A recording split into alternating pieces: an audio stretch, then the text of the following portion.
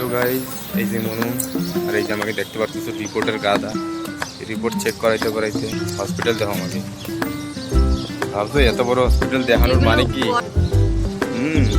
এই পর্যন্ত আমাকে খরচা হয়ে গেছে হচ্ছে 5 লাখ।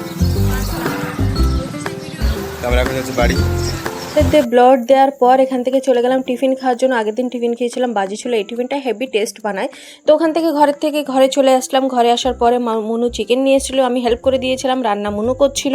হেভি টেস্টি হয়েছিল চিকেনটা। আর এখানে যে দুটো রিপোর্ট আছে, 4টের সময় আর একটা যে মুনু রিপোর্ট আনবে, আর 12:30টার সময় যে একটা রিপোর্ট আনবে। তো এখানে মুনু রিপোর্ট আনতে চলে যাচ্ছে দেখুন। আর আমি এখানে ভাত রান্না করছি, কারণ মুনু ভাত রান্নাটা মুনুর কাছে হয় না, আমি ওটা রান্না করি।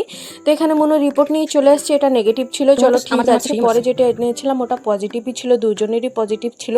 ম্যাডামকে রিপোর্ট দেখালাম, ম্যাডাম সলিউশন দিল, ইঞ্জেকশন দিল, বললো নেক্সট ডে যেয়ে মেডিকেলে যেয়ে নিতে হবে। আর এখানে আমরা মুড়ি আর মাংসের ঝোল দিয়ে খেলাম।